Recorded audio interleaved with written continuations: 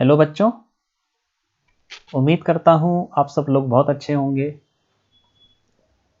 हमने फिज़िक्स का एक पैकेज बनाया है उन बच्चों के लिए जो अभी 12th में हैं और बोर्ड के लिए प्रिपेयर कर रहे हैं। आप अगर इस पैकेज को फॉलो करोगे तो आपके बहुत अच्छे नंबर आ सकते हैं। इवन आप 100% भी ला सकते हो, लेकिन आपको अच्छे तरीके से फॉलो करना पड़ेगा। शुरू करने से पहले एक बात और बताना चाहूँगा कि कोई भी क्वेश्चन आपके सामने आता है तो आप उसको पहले खुद ट्राई कीजिए, बाद में उसका सॉल्यूशन देखिए। इससे अगर आप कर पाएंगे तो आपका कॉन्फिडेंस बढ़ेगा और आपको टाइम टाइम पे ये रियलाइज़ होता रहेगा कि आपकी प्रिपरेशन किस लेवल पे चल रही है। ठीक है, तो हर क्वेश्चन में ऐसे ही करना है, पहले खुद ट्राई करना है, उसके बाद ही सॉल्यूशन देखना है। ठीक है, तो शुरू करते हैं। Chapter 1 electric charges and fields. तो इसमें सबसे पहले हम पढ़ेंगे इलेक्ट्रिक चार्ज होता क्या है। देखिए, कोई भी बॉडी होती है, आमतौर पे आपको इतना तो पता होगा कि नंबर ऑफ प्रोटॉन्स और इलेक्ट्रॉन्स इन एन एटम बराबर होते हैं, और बॉडी तो एटम से ही बनती है। ठीक है, तो सबसे पहले हम देखते हैं कि न्यूट्रल बॉडी होती क्या है। ये न्यूट्रल बॉडी है, इसमें जितने भी प्रोटॉन्स हैं, जितने जितने प्रोटॉन्स हैं उतने ही इलेक्ट्रॉन होंगे। तो इसको बोला जाता है न्यूट्रल बॉडी या अनचार्ज बॉडी। मतलब इसमें कोई भी चार्ज नहीं है।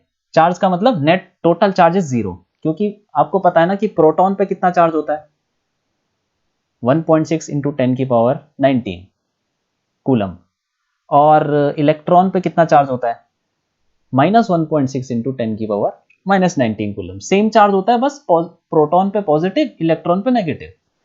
तो देखा जाए तो टोटल चार्ज तो 0 ही हो गया, क्योंकि जितना पॉजिटिव उतना नेगेटिव तो कैंसिल कर देता है। इसलिए इसको न्यूट्रल बॉडी बोला जाता है या अनचार्ज बॉडी। ठीक है, नंबर ऑफ प्रोटॉन्स और नंबर ऑफ इलेक्ट्रॉन्स बराबर होते हैं इसमें। दूसरा ये कि चार्ज बॉडी में क्या होगा, चार्ज बॉडी में ये बराबर नहीं होंगे। नंबर ऑफ प्रोटॉन्स और नंबर ऑफ इलेक्ट्रॉन्स बराबर नहीं होंगे। हो सकता है इलेक्ट्रॉन ज्यादा हो जाए या इलेक्ट्रॉन कम हो जाए।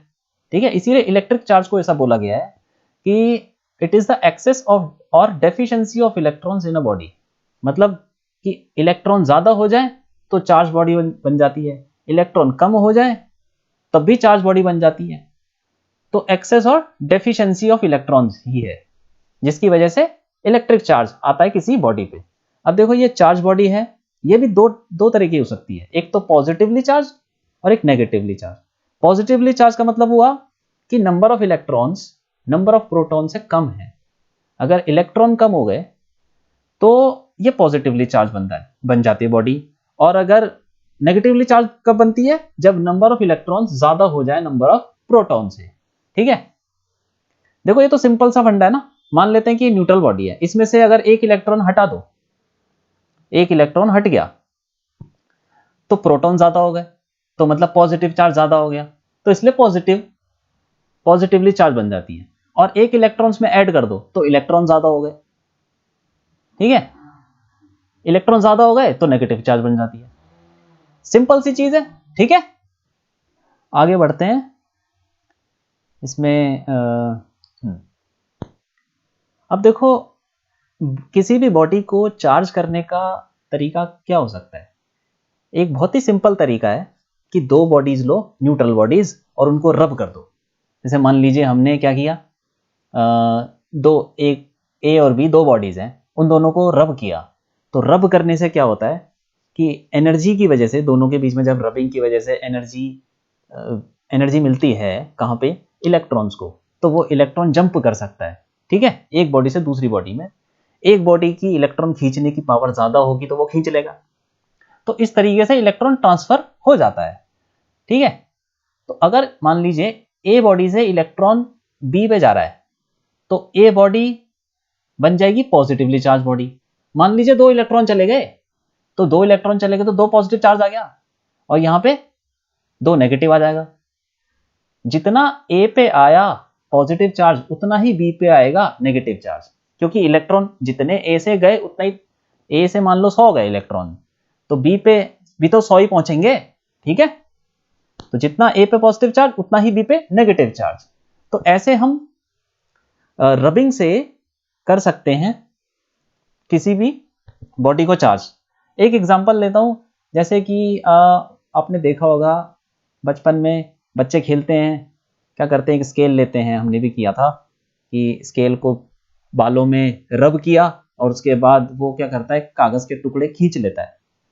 तो होता कैसे है, ये स्केल इनिशियली तो अनचार्ज था, उस पर कुछ चार्ज था नहीं। अब तुमने जब बालों पे रगड़ा तो फिर कुछ इलेक्ट्रॉन इधर से उधर भागे होंगे और चार्ज आ गया होगा। उस चार्ज की वजह से उसने कागज के टुकड़ों को अट्रैक्ट किया। ठीक है, तो रबिंग की वजह से चार्ज ट्रांसफर, इलेक्ट्रॉन ट्रांसफर हो जाता है, जिससे कि बॉडी चार्ज हो जाती है। आगे बढ़ते हैं, कंडक्टर्स और इंसुलेटर, ये देखते हैं क्या होते हैं।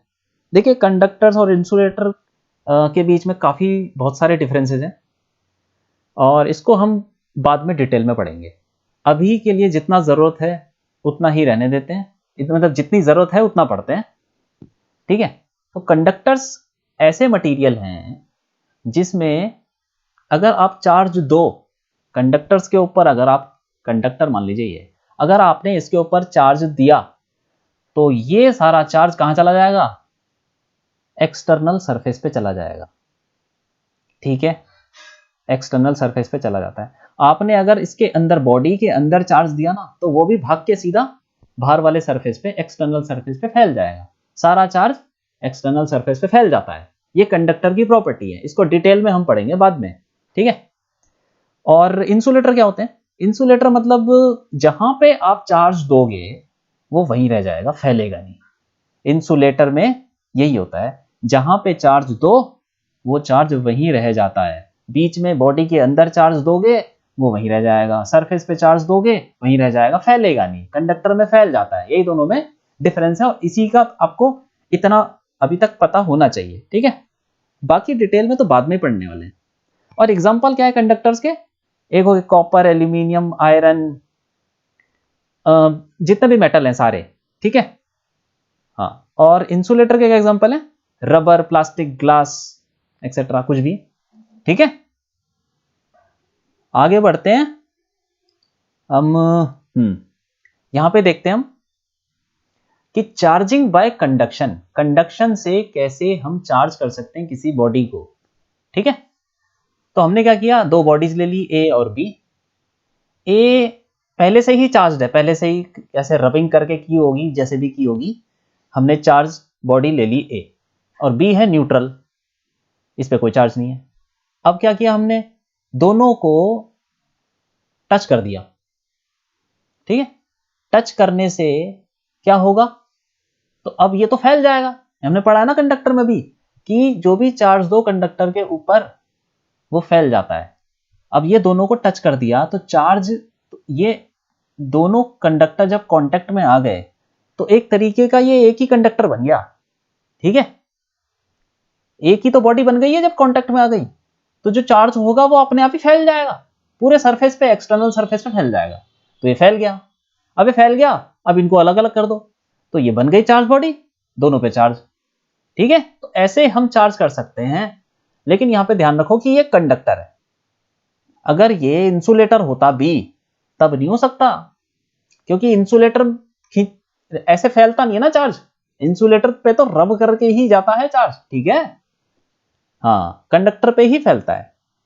ठीक है, आगे बढ़ते हैं।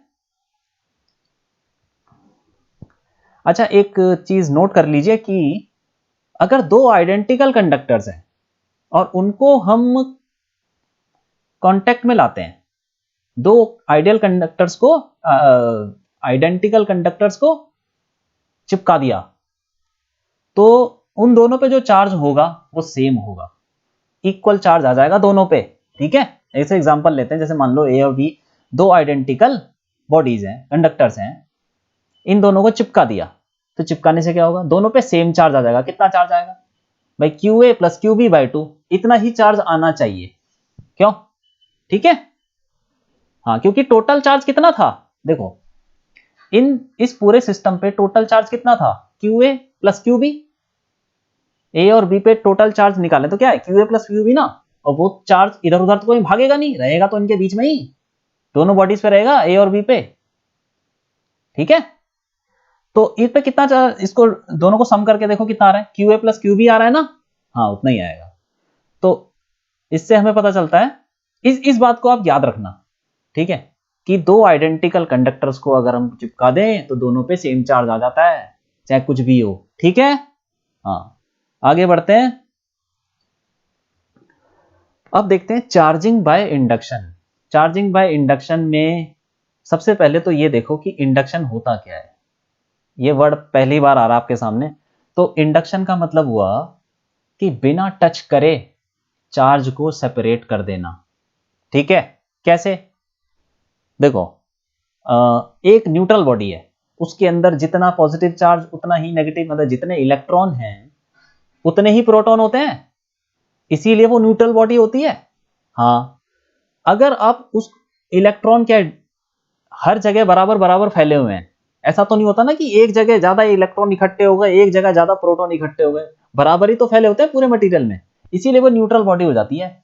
ठीक है, अब क्या है, अगर आप ऐसा कुछ कर दो कि इलेक्ट्रॉन एक तरफ, मतलब थोड़े से इलेक्ट्रॉन एक तरफ और थोड़े से पॉजिटिव चार्ज एक तरफ, तो आप बोल सकते हो कि ये आपने एक ही बॉडी के अंदर नेगेटिव और पॉजिटिव चार्ज को सेपरेट कर दिया, इसी को बोलते हैं इंडक्शन।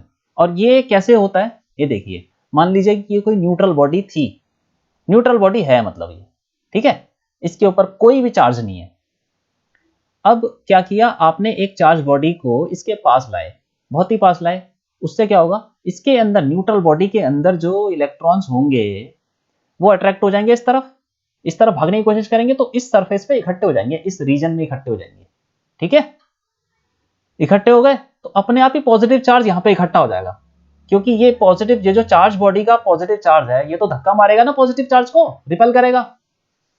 ठीक है, आपको ये तो पता है ना, like charges repel each other, मतलब पॉजिटिव पॉजिटिव रिपेल करते हैं, नेगेटिव नेगेटिव भी रिपेल करते हैं, और unlike charges attract each other, positive negative attract करते हैं। तो ये जो पॉजिटिव होगा ये नेगेटिव को खींच लेगा अपनी तरफ, मतलब मटेरियल से बाहर नहीं जाएगा, लेकिन यहाँ पे इकट्ठा हो जाएगा नेगेटिव चार्ज, जितना भी होगा, थोड़ा बहुत या ज्यादा, वो तो डिपेंड करता है मटेरियल के ऊपर, और जो पॉजिटिव चार्ज होगा वो इस तरफ इकट्ठा हो जाएगा। तो इसको बोलते हैं सेपरेशन ऑफ चार्जेस, और यही होता है इंडक्शन। ठीक है, तो इंडक्शन से हम कैसे चार्ज करें, तो देखिए हमने कैसे क्या किया, यहाँ पे तीन बॉडीज ले ली, ए बी सी। ए पहले से ही चार्ज थी, पहले से ही चार्ज बॉडी थी। बी और सी पे कोई चार्ज नहीं था, न्यूट्रल चार्ज है, मतलब न्यूट्रल बॉडी है ये दोनों। ठीक है, इनिशियली न्यूट्रल बोल रखा है। अब जब आप ए को इसके पास लाओगे तो क्या होगा, ये इनके इलेक्ट्रॉन्स इधर भागेंगे और इस रीजन में नेगेटिव चार्ज इकट्ठा हो जाएगा। ठीक है, और पॉजिटिव चार्ज अपने आप ही इस रीजन में इकट्ठा हो जाएगा। अब क्या करो, अब दोनों बॉडीज को अलग कर दो, अलग कर दिया मतलब सी को हटा दिया, तो बी पे तो जो नेगेटिव चार्ज है वो वहीं रहेगा। तो इस तरीके से आपने बी को नेगेटिव चार्ज बना दिया, और सी को आपने अलग किया था, उस पे भी तो चार्ज आ गया होगा पॉजिटिव, सी पे भी पॉजिटिव चार्ज आ जाएगा। लो इसको अलग ही कर देते हैं, ये सी अलग हो गया, इस पे पॉजिटिव चार्ज। ठीक है, तो इस तरीके से इनिशियली बी और सी क्या थे, न्यूट्रल थे, लेकिन अब हमने उनको चार्ज कर दिया बिना टच किए। बिना कौन से टच किए, ए बॉडी को बिना टच किए। तो इसको बोलते हैं चार्जिंग बाय इंडक्शन। ठीक है, आगे बढ़ते हैं। अच्छा ठीक है, कुछ बेसिक चीजें आपको याद होनी चाहिए। इलेक्ट्रिक चार्ज जो है स्केलर क्वांटिटी है, स्केलर वेक्टर तो पढ़ा होगा ना आपने 11th में। हाँ, वेक्टर वो होता है जिसकी डायरेक्शन भी होती है, मैग्नीट्यूड भी होता है, स्केलर में सिर्फ मैग्नीट्यूड है। तो यहां पे चार्ज का सिर्फ मैग्नीट्यूड है, ठीक है, उसकी कोई डायरेक्शन वगैरह नहीं है, उसकी बस एक वैल्यू है, और उसकी यूनिट क्या होती है, कूलम। इसको हम सी से डिनोट करते हैं। और चार्ज ऑन एन इलेक्ट्रॉन कितना होता है, -1.6 into 10⁻⁻19 coulomb. Charge on A proton कितना होता है, सेम होता है बिल्कुल जितना इलेक्ट्रॉन के ऊपर है, बस पॉजिटिव आ जाता है। ठीक है, और यही सबसे छोटा चार्ज है, इलेक्ट्रॉन से छोटा चार्ज है नहीं। वैसे रिसर्च वगैरह ये कहती है कि काफी कुछ निकल के बाहर आ गया है इससे भी छोटा चार्ज, लेकिन वो तुम्हारे कोर्स में ये सब है नहीं। ठीक है, तुम बस ये मान के चलो इलेक्ट्रॉन से छोटा चार्ज नहीं है। तो smallest possible charge on a body इतना ही हो सकता है, इससे कम नहीं हो सकता, इलेक्ट्रॉन से छोटा नहीं हो सकता, ठीक है, प्लस या माइनस। ठीक है भाई, एग्जांपल देखते हैं। एक बॉडी है जिसके अंदर मान लीजिए कि 10 प्रोटॉन्स हैं और 6 इलेक्ट्रॉन्स हैं, तो positive charge on the body कितना हो गया भाई? प्रोटॉन तो पॉजिटिव चार्ज है, मतलब प्रोटॉन की वजह से पॉजिटिव चार्ज आता है, इलेक्ट्रॉन की वजह से नेगेटिव चार्ज आता है। तो कितना हो गया पॉजिटिव चार्ज? 10 into 1.6 into 10⁻⁻19। ठीक है, ये पॉजिटिव चार्ज है। नेगेटिव चार्ज कितना है बॉडी पे? -6 इंटू 1.6 इंटू 10⁻⁻19 कूलम, ये नेगेटिव चार्ज है। टोटल चार्ज कितना हो गया? टोटल चार्ज दोनों को ऐड कर दो, ये हो गया total charge 4 into 1.6 10⁻⁻19 coulomb, 6.4 into 10⁻⁻19 coulomb. ठीक है, बहुत ही सिंपल सी चीज है। आगे बढ़ते हैं। अच्छा, अब ये देखते हैं गोल्ड लीफ इलेक्ट्रोस्कोप। तो गोल्ड लीफ इलेक्ट्रोस्कोप होता क्या है? ये एक एपरेटस है जो कि यूज किया जाता है किसी भी बॉडी के ऊपर चार्ज निकालने। सपोज ये बॉडी आपके पास, इसके ऊपर चार्ज है, तो इसको डिटेक्ट करना है, तो कैसे करोगे? तो ये एक एपरेटस है, इसकी मदद से हम किसी भी बॉडी के ऊपर कितना चार्ज है वो पता कर सकते हैं। ठीक है, तो ये देख लीजिए कंस्ट्रक्शन क्या है। एक ये बॉक्स है, एक ये बॉक्स बना हुआ है, लकड़ी का हो सकता है, प्लास्टिक का हो सकता है, जिसमें किसी का भी बना लो। ठीक है, उसके ऊपर एक छेद कर दिया जिसमें रबड़ लगा दी। रबड़ लगाने के बाद और यहां इसमें डाल दिया एक मेटल रॉड, इतनी लंबी, ये पूरी मेटल रॉड है। इसके ऊपर ये एक नॉब है, एक छोटा सा स्फेयर समझ लो, रॉड के ऊपर एक स्फेयर छोटा सा, ठीक है, मेटल का ही। और जो रॉड का जो दूसरा एंड है उसमें क्या किया है? उसमें एक गोल्ड लीफ लगा दी। और गोल्ड लीफ का मतलब क्या हुआ? गोल्ड की एक स्ट्रिप ले ली पतली सी, ठीक है, जैसे ये ऐसी कुछ, और उसको हमने ऐसे मोड़ दिया, बेंड कर दिया, और बेंड करके यहां पे लगा दिया इस एंड पे। ठीक है, हाँ। अब और सामने ये ग्लास विंडो है, ये सामने वाली विंडो जो ग्लास है, ताकि हम देख सकें कि क्या हो रहा है अंदर। ठीक है, अब क्या है, हाँ, अब क्या करते हैं, इसको मैं थोड़ा अलग से बना दिया मैंने, ये इतनी चीज, बॉक्स का इतना कुछ खास यूज नहीं है, बस वो इंसुलेटर करने के लिए, ताकि कहीं से टच ना हो। ठीक है, मेन चीज यही है। अब देखो, जब हम इस बॉडी को, ये है बॉडी, चार्ज बॉडी लिख देता हूं, इसी के ऊपर हमको चार्ज निकालना है। इसको हमने क्या किया? इस नॉब के साथ टच किया। ठीक है, टच करने से क्या होगा? सब कंडक्टर ही है ना, ये पूरा, ठीक है, कंडक्टर है, तो क्या होगा? चार्ज फैल जाएगा भाई। चार्ज फैल जाएगा तो पूरा ही फैल जाएगा ना नीचे तक, पूरा कंडक्टर है, गोल्ड भी तो कंडक्टर है। तो चार्ज अगर फैल जाएगा तो स्ट्रिप के दोनों साइड, दोनों फेसेस पे चार्ज आ जाएगा, और सेम चार्ज आएगा। पॉजिटिव होगा तो पॉजिटिव आ जाएगा, नेगेटिव होगा तो नेगेटिव आ जाएगा। अब सेम चार्ज आ गया तो क्या होगा? ये दोनों लीव्स एक दूसरे को क्या करेंगी? रिपेल करेंगी। ठीक है, मान लीजिए कि ये इनिशियल, ये वाली पोजीशन इनिशियल थी लीव्स की, इनके बीच में एंगल थोड़ा कम था। अब क्या हो जाएगा? चार्ज आने के बाद ये एंगल बढ़ जाएगा, बढ़ गया ना एंगल। तो इस एंगल की मदद से हम क्या करते हैं, ये कैलकुलेट कर लेते हैं कि कितना चार्ज आया होगा उसके ऊपर। ठीक है, और इसके अंदर ज्यादा आपको घुसने की जरूरत नहीं है, क्योंकि इससे ज्यादा है नहीं। ठीक है, आपको बस इतना पता होना चाहिए कि ये जो एंगल है, इसकी मदद से हम charge on a body calculate करते हैं। ठीक है, हाँ। चलो आगे बढ़ते हैं।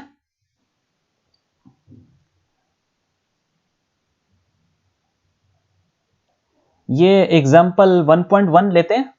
इसमें कुछ नहीं है, ये ऑलरेडी हम पढ़ चुके हैं।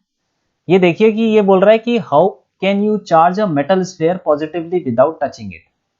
ठीक है, तो अभी हम पढ़ चुके हैं ना, इसको इंडक्शन से कर सकते हैं। हाँ, तो वही है।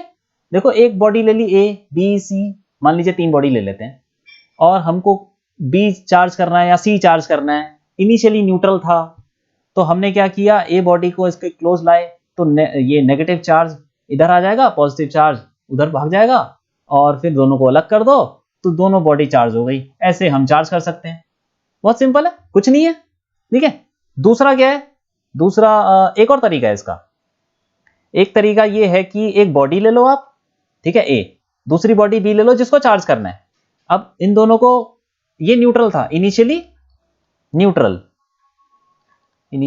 लिख देता हूं। तो क्या होगा, जब हम ए को बी के पास लाएंगे तो वही हो जाएगा ना, मान लो नेगेटिव चार्ज है ये, तो इसके पास आ जाएगा पॉजिटिव और नेगेटिव दूर भाग जाएगा क्योंकि रिपेल करेगा ना वो इलेक्ट्रॉन्स को, तो नेगेटिव चार्ज यहां इकट्ठा हो जाएगा, पॉजिटिव चार्ज इधर। अब क्या होगा, अगर हम इस पॉइंट को ग्राउंड से कनेक्ट कर दें तो सारे इलेक्ट्रॉन भाग जाएंगे नीचे। देखो एक और चीज आपको बताता हूं, जो ग्राउंड से हम किसी भी चीज को कनेक्ट करते हैं, तो ग्राउंड मतलब अर्थ, तो अर्थ भी एक कंडक्टर है, अर्थ इज अ कंडक्टर। तो क्या होगा, वो अर्थ की प्रॉपर्टी ऐसी है कि वो कितना भी चार्ज दे सकता है या कितना भी चार्ज ले सकता है, ठीक है। अर्थ के ऊपर बिजली गिरती है ना आसमान से, कोई फर्क पड़ता है अर्थ को? नहीं, कुछ नहीं पड़ता, कितना भी चार्ज ले ले, वो आदमी के ऊपर गिर जाएगी तो गया काम से। अर्थ के ऊपर कितनी भी बिजली गिरे कोई फर्क नहीं पड़ता, अर्थ सब कुछ ले लेता है। तो जो भी चार्ज आप अर्थ से कनेक्ट करोगे वो ले लेगा या दे देगा, कितना भी दे सकता है और कितना भी ले सकता है। तो नेगेटिव चार्ज को आप अर्थ से कनेक्ट करोगे, अर्थ इज न्यूट्रल, ये याद रखो, earth is a conductor and is neutral. Neutral है, हमेशा न्यूट्रल रहेगा, ये याद रखो, ठीक है। इतना बड़ा है अर्थ कि उस पर चार्ज आ नहीं सकता, ठीक है, इतना आप याद रखो कि अर्थ न्यूट्रल है और कंडक्टर है। तो मान लो कि जब ये ग्राउंड है, अर्थ न्यूट्रल है, अब ये नेगेटिव चार्ज से कांटेक्ट में आएगा तो क्या होगा भाई, क्या ये नेगेटिव चार्ज अंदर चला जाएगा ना इसके, ये पोर्शन न्यूट्रल बन जाएगा, ठीक है। This portion it becomes, this region becomes neutral. क्यों? क्योंकि अर्थ भी तो न्यूट्रल है, ठीक है, अर्थ भी न्यूट्रल है। तो जब दो, अभी हमने पढ़ा ना कि दो कंडक्टर को हम ज्वाइन करेंगे तो क्या चार्ज फैल जाता है ना, तो ये चार्ज फैल जाएगा अर्थ पे और अर्थ बना देगा उसको न्यूट्रल, ठीक है। हाँ, दिस रीजन बिकम्स न्यूट्रल, मतलब नेगेटिव चार्ज भाग जाएगा नीचे और वो जगह, उस जगह पे कोई चार्ज नहीं रहेगा, ठीक। और इस ऐसे ही हम उसको चार्ज कर सकते हैं। अब तो बच गया, बी के ऊपर सिर्फ पॉजिटिव चार्ज बच गया, पॉजिटिव चार्ज बच गया, तो हम बोल सकते हैं कि देखो हमने चार्ज कर दिया एक बॉडी को विदाउट टचिंग, मतलब बाय इंडक्शन, ठीक है। तो ये भी एक तरीका है, एक ऑलरेडी एक तरीका हमने पढ़ लिया है, ये दो तरीके हैं, इसमें से कोई भी आप यूज कर सकते हैं, ठीक है। आगे बढ़ते हैं। हाँ, अब ये देखते हैं प्रॉपर्टीज ऑफ इलेक्ट्रिक चार्ज, ये थोड़ा इंपॉर्टेंट है। अच्छा ठीक है, इलेक्ट्रिक चार्ज की प्रॉपर्टीज क्या है? एक तो है एडिटिविटी ऑफ चार्ज। क्या मतलब हुआ इसका? इसका मतलब ये है कि अगर आपके पास कोई सिस्टम है, ठीक है, उस सिस्टम का क्या मतलब होता है?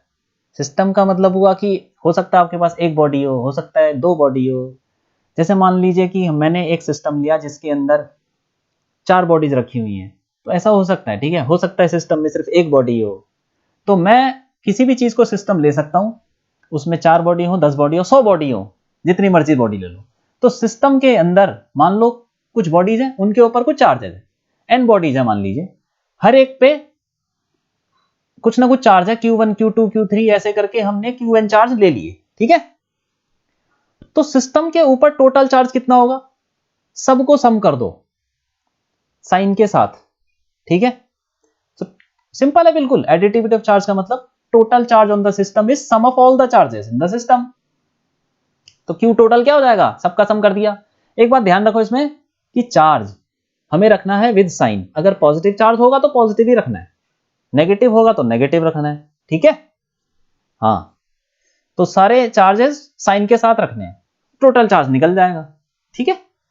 एग्जांपल देख लेते हैं, जैसे कि मान लो कोई सिस्टम है हमारा ए, इसके अंदर कुछ दो बॉडी हैं, एक पे चार्ज है -5Q, दूसरे पे है +2Q, तो टोटल चार्ज कितना होगा सिस्टम ए पे?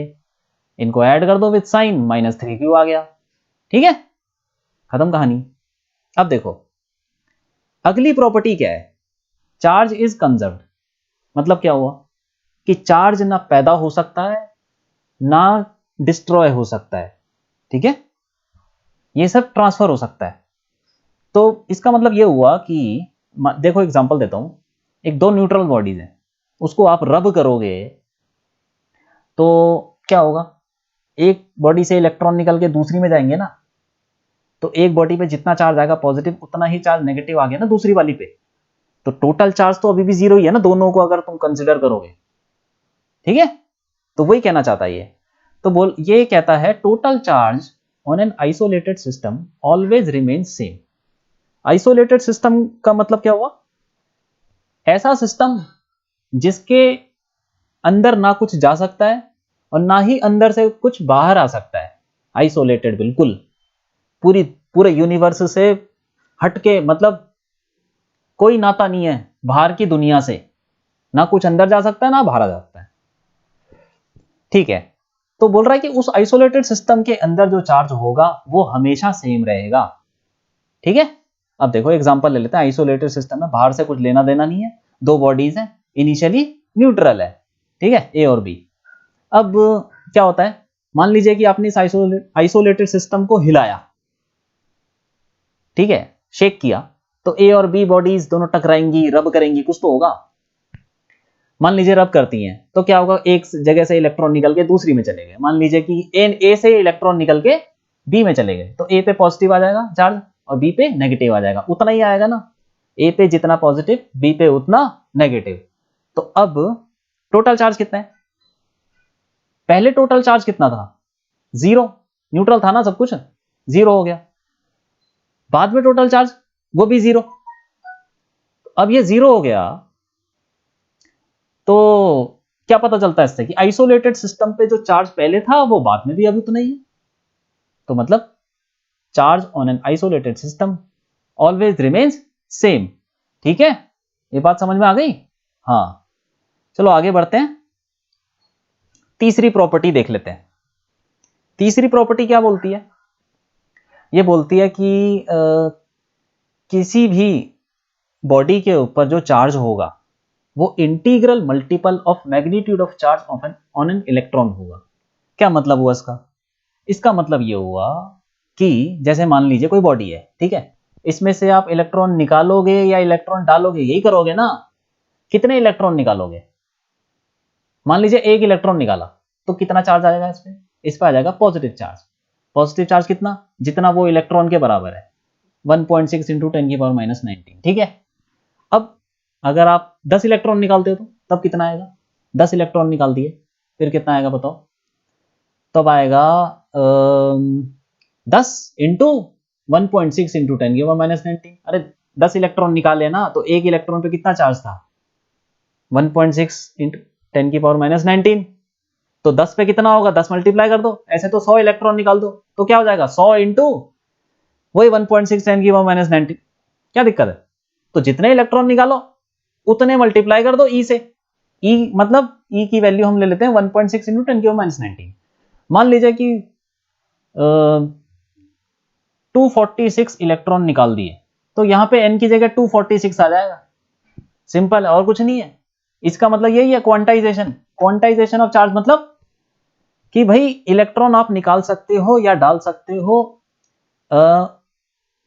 विद सम इंटीजर नंबर, ठीक है, मतलब ऐसा नहीं कर सकते कि 2.5 इलेक्ट्रॉन निकाल लिया, 2.5 का कोई मतलब नहीं है, 2 निकालोगे या 3 निकालोगे, ठीक है। इसीलिए जो n की वैल्यू है ये हमेशा इंटीजर रहेगी, जीरो भी हो सकता है अगर चार्ज नहीं है तो कुछ, प्लस प्लस -1 प्लस -2 3 4 ऐसे चलते जाओ, जितना मर्जी इलेक्ट्रॉन निकालो या डालो, इलेक्ट्रॉन निकालेंगे तो क्या आ जाएगा पॉजिटिव, इलेक्ट्रॉन डालेंगे तो नेगेटिव आ जाएगा, ठीक है। 100 इलेक्ट्रॉन निकाले कितना आ गया, 100 इलेक्ट्रॉन निकालेंगे तो कितना आ जाएगा, जैसे मान लेते हैं, ठीक है, if 100 electrons are removed from a body, तो उस पर चार्ज कितना होगा, चार्ज कितना आ जाएगा, Q विल बी 100 होगा तो पॉजिटिव चार्ज ना, क्योंकि इलेक्ट्रॉन निकाले हैं। Q इंटू ई, सॉरी 100 इंटू ई, 100 मतलब 100 इंटू ई कितना है 1.6 10 की पावर माइनस 19, कितना हो गया ये 1.6 इंटू 10 की पावर माइनस 17 कूलम चार्ज। ठीक है, इतना हो जाएगा, बिल्कुल सिंपल है, कोई इसमें कोई बड़ी बात नहीं है। प्रॉपर्टी समझ में आ गई? हाँ ठीक है, चलो आगे बढ़ते हैं। अच्छा, अब ये एग्जांपल करते हैं 1.2। ये थोड़ा इसको देखो, आप आज को पहले ट्राई करो खुद। ठीक है, जो भी क्वेश्चन आपके सामने आता है उसको पहले आप खुद ट्राई करो और उसके बाद देखो कि क्या आपका आंसर सही आया है। ठीक है, हर क्वेश्चन में ऐसे ही करना है, ऐसे ही करते रहोगे तो आप सीख जाओगे कि कैसे करना है, एग्जाम में भी आप आराम से कर पाओगे। ठीक है, तो ठीक है, इसको देखते हैं। क्या बोल रही है, अगर इफ 10 की power 9 electrons move out of a body to another body every second, how much time is required to get a total charge of 1 coulomb on the other body. मतलब क्या हुआ कि ये ऐसे बोल रहा है कि एक बॉडी है, दूसरी बॉडी के साथ रब कर रहा होगा, जो भी कर रहा होगा, ए और बी मान लो। ठीक है, तो यहां से इलेक्ट्रॉन निकल के दूसरे में जा रहे हैं बॉडी में, और कितने जा रहे हैं, 1 सेकेंड में, इन 1 सेकेंड कितने इलेक्ट्रॉन जा रहे हैं, 10 की पावर 9 इलेक्ट्रॉन्स ये जा रहे हैं। ठीक है, अब क्या है, हाँ, तो हमें निकालना है कितना टाइम लगेगा, उसमें कितना टाइम लगेगा 1 कूलम चार्ज आने में। ठीक है, तो अगर 1 सेकंड में इतने इलेक्ट्रॉन चले गए तो 1 सेकंड में, इन 1 सेकंड कितना चार्ज आया, हम बोल सकते हैं ना 10 की पावर 9 इंटू 10 की पावर 9 इंटू 10 की सॉरी 10 की पावर 9 इंटू 1.6 इंटू 10 की पावर माइनस 19 कूलम चार्ज आ जाएगा। ठीक है कि नहीं, देखो ना, अभी बताया था ना मैंने, 100 इलेक्ट्रॉन निकले तो कितना चार्ज गया, 100 इंटू ई, मतलब ई मतलब 1.6 10 की पावर माइनस 19। अब 10 की पावर 9 इलेक्ट्रॉन निकल जाएंगे तो कितना चार्ज आएगा, 10 की पावर 9 इंटू 1.6 इंटू 10 की पावर माइनस 19 कूलम। 1 सेकंड में इतना चार्ज आ चुका बॉडी पे। ठीक है, इसको हम ऐसे ही बोल सकते हैं कि 1.6, अब ये कितना हो गया 1.6 10 की पावर माइनस 10 बोल सकता हूँ ना इसको मैं, इक्वल टू इसको बोल दो 1.6 इंटू 10 की पावर माइनस 10।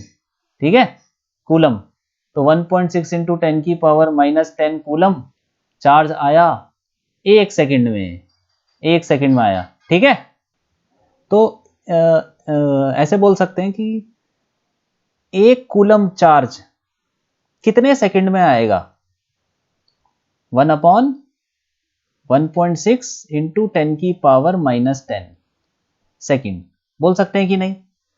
तो ये आ गया हमारा टाइम, 1 कूलम चार्ज तो बताना था कितने टाइम में आएगा, बस हो गया, तो टाइम हमारा ये आ गया। इस टाइम को थोड़ा और सिंप्लीफाई कर देते हैं, 10 की पावर माइनस 10 ऊपर चला जाएगा ना, तो ऐसे लिख सकते हैं 10 की पावर माइनस 10 अपॉन 1.6 सेकेंड। इसको हम अगर मिनट में करें तो कितना करें, मिनट में कैसे चेंज करेंगे, 10 की पावर माइनस 10 अपॉन 1.6 और 60 से डिवाइड कर देंगे तो मिनट हो जाएगा। और इसको अगर हम आवर्स में कन्वर्ट करना चाहते हैं तो क्या करें, फिर 60 से डिवाइड कर देंगे, आवर्स में आ जाएगा 60 इंटू 60 आवर्स।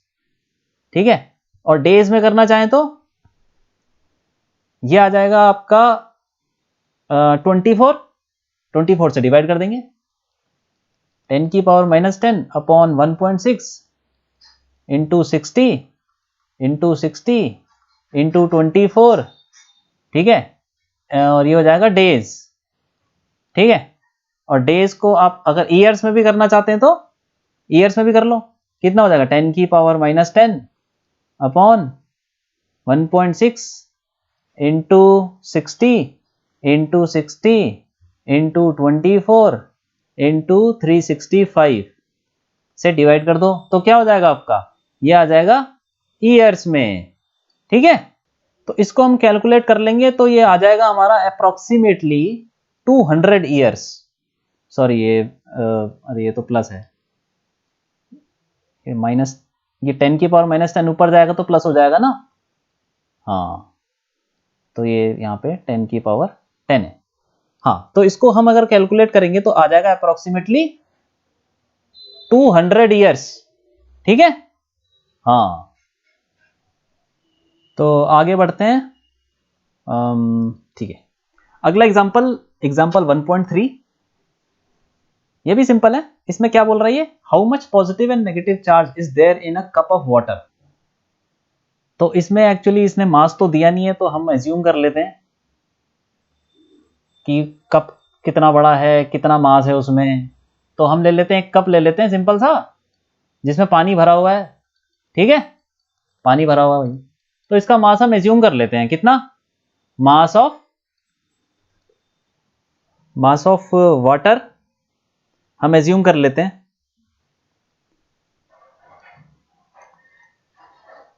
कितना ले लें, 250 ग्राम ले लेते हैं, चलो ठीक है।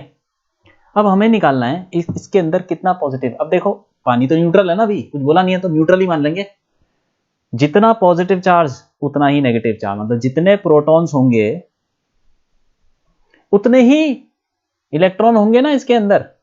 हाँ ठीक है, तो पानी में हमें पता है, वाटर में क्या होता है, H2O, ये वाटर है।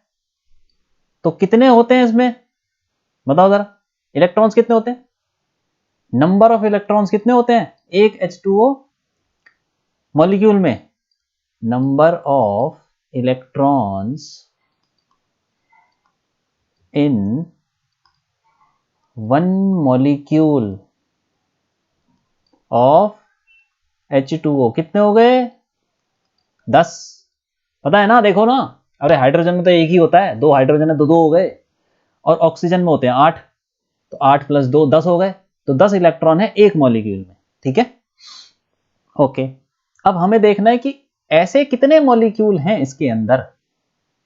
ठीक है, ऐसे कितने मॉलिक्यूल हैं इसमें, तो अब देखते हैं। ओके, एक मोल में, 1 मोल ऑफ वाटर में कितने मॉलिक्यूल्स होते हैं, एवोगाड्रो हमको पता ही है। और 1 मोल का मतलब मॉलिक्यूलर मास, जितना वेट।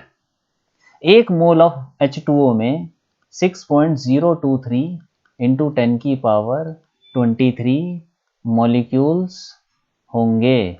सही है कि नहीं, हाँ सही है। अब 1 मोल का मतलब क्या हुआ, मॉलिक्यूलर मास। अब मॉलिक्यूलर मास कितना होता है, मॉलिक्यूलर मास कितना होता है H2O का, बोलो।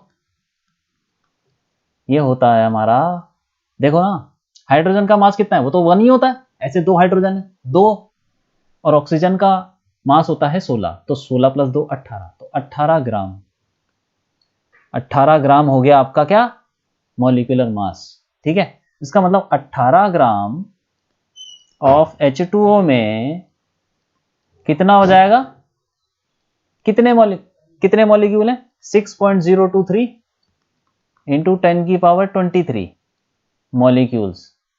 ठीक है, हाँ, और तो फिर, हाँ 18 ग्राम में इतने मॉलिक्यूल, तो 250 ग्राम, 250 ग्राम्स में कितना, 250 ग्राम्स में ऑफ H2O में कितने मॉलिक्यूल, 6.023 इंटू 10 की पावर 23 इंटू 250 अपॉन 18 मॉलिक्यूल्स।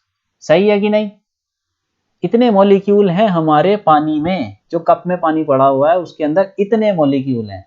आई बात समझ में, हाँ। अब क्या करें, अब इतने मॉलिक्यूल तो आ गए, और एक मॉलिक्यूल में कितने इलेक्ट्रॉन, 10 इलेक्ट्रॉन। तो इतने मॉलिक्यूल में कितने इलेक्ट्रॉन इंटू 10 कर दें, तो टोटल नंबर ऑफ इलेक्ट्रॉन्स कितने हो जाएंगे, total number of electrons in water कितने हो गए, नंबर ऑफ मॉलिक्यूल्स इंटू 10, ठीक है, 6.023 इंटू 10 की पावर 23 इंटू 250 इंटू 10 अपॉन 18, ये हो जाएंगे number of total number of electrons पानी के अंदर। अब चार्ज कितना होगा? Total charge, total negative charge निकाल लेते हैं, वही पॉजिटिव चार्ज उतना ही होगा, बराबर होगा। टोटल नेगेटिव चार्ज कितना होगा? अगर देखो टोटल नंबर ऑफ इलेक्ट्रॉन्स इतने हैं और एक इलेक्ट्रॉन पे चार्ज कितना होता है?